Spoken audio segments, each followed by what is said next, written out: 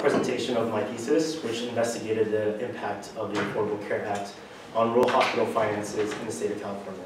But before I begin talking about my research, I want everyone in the room to imagine that the Bay Area is actually a rural area, that Stanford is actually a farm, and everyone here is part of this rural community. And now imagine that someone in this room has a medical emergency, a heart attack, for example. And naturally, you would call 911, the ambulance would come and take the person to the nearest hospital, which happens to be 2 miles away.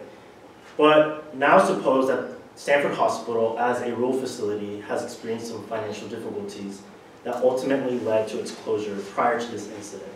And unfortunately for this person, the nearest hospital after Stanford is 26 miles away in San Jose, in this rural area. Now, I present this hypothetical situation to illustrate 2 points. The first being that rural hospitals are closing, and in fact they make up a majority of hospital closures in the United States. And according to a recent report by the Government Accountability Office, during the years 2013 and 2017, they made up 57% of all hospital closures in the United States, those being in rural areas. The second point that I want to make is that when these rural hospitals close, it's particularly concerning because if you consider the increased distance to, traveling distance to the second nearest hospital, it tends to be a lot longer for rural areas relative to urban areas. And as I find later in my research, that relative distance tends to be 5 times longer in rural areas relative to urban. And so already, this reality of rural hospitals closing in areas that are already dispersed in terms of the availability of medical care propose different questions for me. One, why are rural hospitals closing? 2, what are the consequences, both economic and health, for hospital closures? And 3, what is the current state of the rural hospital financial stability in the United States in the current healthcare landscape? And to begin investigating these questions, I decided to look at it through the lens of a specific policy, the Affordable Care Act. And this led to my principal research question, which is how did the Affordable Care Act impact rural hospital finances in California? It's important to mention at this point that while hospital closures motivated my research question, the research question itself is focuses more on financial performance because I wanted to evaluate the effect of the Affordable Care Act on all rural hospitals in California and not just those that closed. So before I present my data, my empirical approach, and the results from my analysis, it's important for me to cover some background information.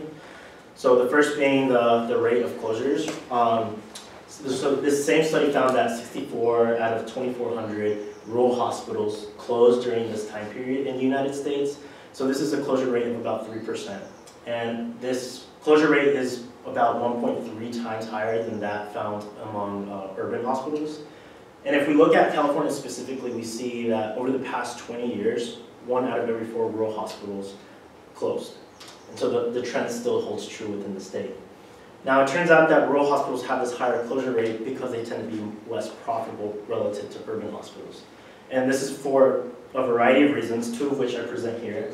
The first being that rural hospitals tend to be smaller, and they also have smaller patient volumes. So they are unable to benefit from the economies of scale that larger urban hospitals are able to. The second point is that rural hospitals, the patient demographic of rural hospitals is different. It's more elderly, and so with that comes associated higher medical expenditures. And it's also a higher proportion of low-income people. And so with that, you have a higher chance of those people not being insured or having public health insurance, both of which would reimburse the hospital at a lower rate relative to private insurance. And so on the graph on the right, you see operating profit margin, which is a financial metric measuring profitability of a hospital. And you can see that urban hospitals, on average, have a higher profitability relative to rural hospitals. And the literature generally agrees on the effects, the associated effects of hospital closures. So several studies have associated a hospital closure with worse health outcomes. And so in the beginning of this presentation, I mentioned heart attacks as an example. And that's exactly what two of these studies found. Hospital closures led to increased traveling distance to the nearest ER, and because of that, they found an association with increased mortality from heart attacks, among other injuries, unintentional injuries. And then the second thing that they found, other studies have found, is that when a hospital closes, the surrounding hospitals that remain actually experience negative financial consequences. And there's an associated higher amount of uncompensated care for those hospitals. And so this map shows the geographic location of all hospitals in the state of California by urbanity. And you can see that hospitals in urban areas tend to be more clustered together, and hospitals in rural areas tend to be more spread apart.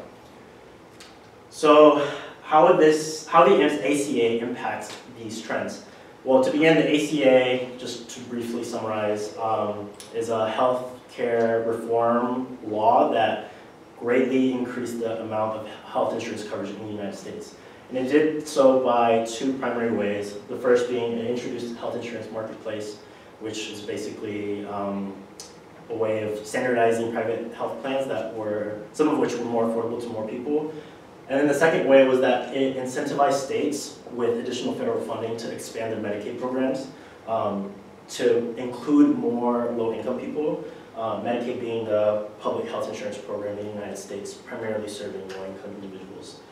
And so California was one of the original 25 states that expanded Medicaid, which is significant because when we consider the implications of this research, we can think about how this can be applied to these other expansion states. And so with this insurance expansion, both private and public, we see those two rates increasing in the state of California. And as you can see in the graph on the right, the uninsured rate decreased pretty drastically in the state, almost by about 10 percentage points. And the distribution of Medicaid, Medicare, private, and uninsured patients at a given hospital is an important consideration to make because each of those payers reimburses the hospital at relatively different rates. So in general, private insurance, as you can imagine, reimburses the hospital the most. And then Medicare and Medicaid reimburses at approximately 80 and 60% respectively relative to private insurance. And the exception to this is a subset of rural hospitals known as critical access hospitals, which is a special designation for really small rural hospitals that get 101% reimbursement for their Medicare patients based on the cost of their medical treatments. And in terms of what my approach does to contribute to this field of research, it's kind of threefold. One is it looks at the effect of the insurance expansion on hospital financial performance via this mechanism of payer mix. Two, it's really the only one that emphasizes rural hospitals specifically in California. And three, it is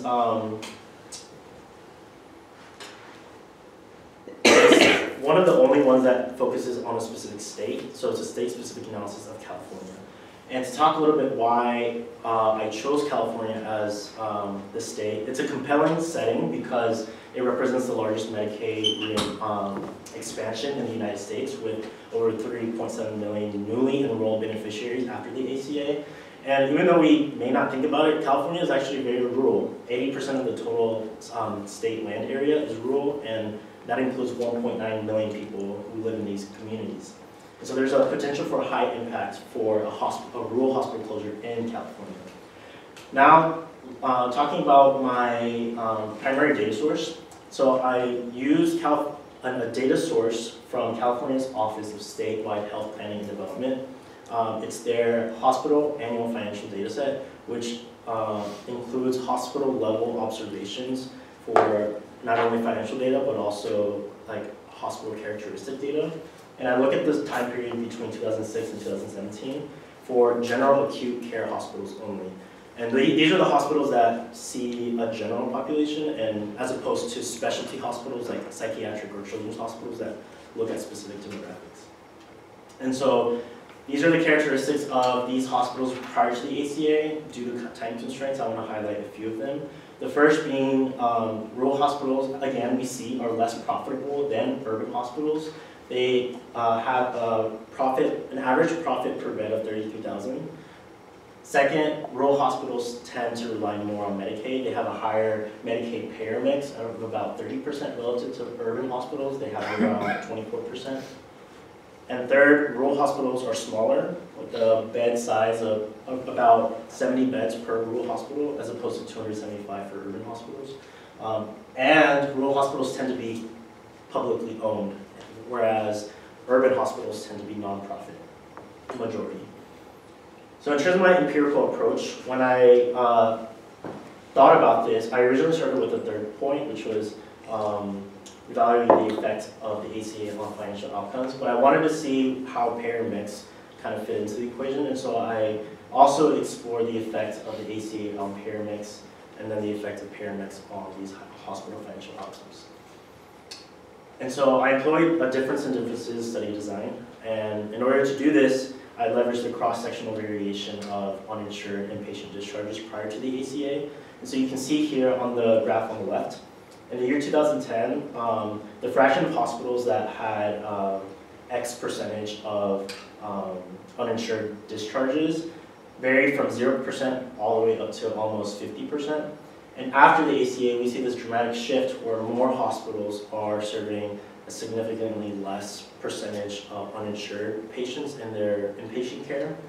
And so in order to use this kind of variation in the difference of differences approach, I make the primary assumption that hospitals that had a significantly higher uninsured discharge rate prior to the ACA would have experienced the effects of the ACA more so because they would have had a greater pool of patients who were previously uninsured who could have become newly enrolled beneficiaries for Medicaid or the health insurance marketplace. And here we have another graph for the average urban and rural hospital in terms of their percentage of uninsured discharges over this time period. And we can see that both urban and rural have relatively similar uninsured discharge rates of around 7 to 8% prior to the ACA. And then we see this dramatic drop after the implementation in 2014 of around 2 to 3% for each. And again, my treatment for my design is the ACA insurance expansion. I leverage this cross-sectional variation to act as my control. The pre-ACA period I define as 2006 to 2013, post is 2014 to 2017. And I also implement specifically hospital and year fix effects to control for characteristics that are invariant over time, and also for behaviors that are common to all hospitals in the state. These are the financial outcomes that are relevant for my analysis, and so I bucket them into profitability measures, compensated care, and Medicaid. So we have profit is obviously the amount of revenue that you retain after accounting for your expenses. Uncompensated care costs are those that the hospitals aren't being reimbursed for. So imagine an uninsured patient who can't afford their medical services. And then Medicaid is the amount of income that the hospitals gain exclusively from Medicaid patients. So in my first regression, my dependent variable is the hospital payer mix. So it's the percentage of hospital revenue coming from each of these payers. The independent variable is the interaction term between the 2010 uninsured rate of the hospital and a binary post-ACA variable. And what I find is that rural hospitals with a 10 percentage point higher 2010 uninsured discharge rate were associated with a statistically significant 2% reduction in Medicaid payer mix and increase of 1.3% in private payer mix. And it's important to note here that even though it's a reduction in Medicaid payer mix, it doesn't mean that there were less Medicaid patients, but rather that the total percentage of revenue coming from Medicaid was actually lower when you account for the increases in the other payer sources. In my second regression, I covered the dependent variables of all the financial metrics, right? And then my independent variables now becomes the payer mix for each of these payers.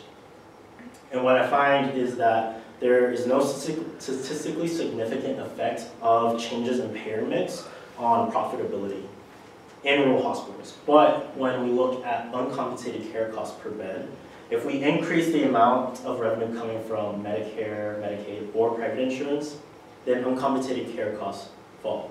And this is statistically significant. So a 1% increase in Medicaid payer mix was associated with a reduction of 3.5% in uncompensated care costs, which for the average rural hospital would be about $3,000 per bed, or $227,000 during this 2014-2017 time period. And similarly, similar effect for Medicare and private insurance, but to a lesser extent. And then my final regression looks at the effect on my financial variables based on the interaction term of 2010 uninsured rate and the binary post-ACA variable.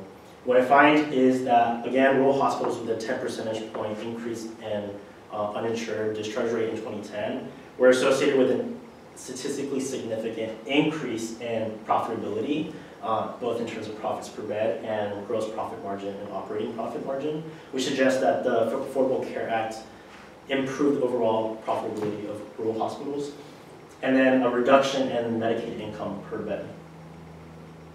Some limitations of my analysis. One, when considering mergers, when hospitals merge together in order to address some financial difficulty, it isn't reflected very well in my data set. So there are two situations. One is in which two hospitals merge and one hospital kind of like absorbs the other. And the other situation is when two hospitals kind of fuse together to form an entirely new hospital. And in either situation, I'm unable to disentangle the effects of the merger from the effects of the ACA. The other limitation that I see is that if hospitals change in terms of the complexity of the procedures, or maybe even if they decide to close specific services like their emergency department as they're experiencing financial difficulties, my data just doesn't capture that. And then also I don't have data on the specific reimbursement rates. So to conclude, Medicaid payer mix decreased even though utilization actually increased, which suggests that expenditures for Medicaid patients increased during this time period. Private payer mix increased significantly among rural uninsured hospitals, which would subsidize these more expensive Medicaid patients, I would believe. And then when you increase the payer mix of public or private health insurance, you significantly reduce uncompensated care for a hospital. And then the bottom line of this research is that the ACA improved the overall profitability of rural hospitals. Some policy considerations include that hospitals, not all rural hospitals will react the same because they have varying patient population demographics, varying payer mix. So it's important to consider these factors when evaluating different reimbursement or insurance expansion policies. And again, it's insufficient to kind of consider public insurance expansion because you have to also consider changes in private insurance. Because oftentimes hospitals will subsidize the costs of publicly insured patients with privately insured patients. And then the last thing is that insurance expansion empirically demonstrates that it reduces the number of uninsured patients in hospitals, which can alleviate some of that financial distress that some hospitals may be experiencing. So now I want to open it up to questions.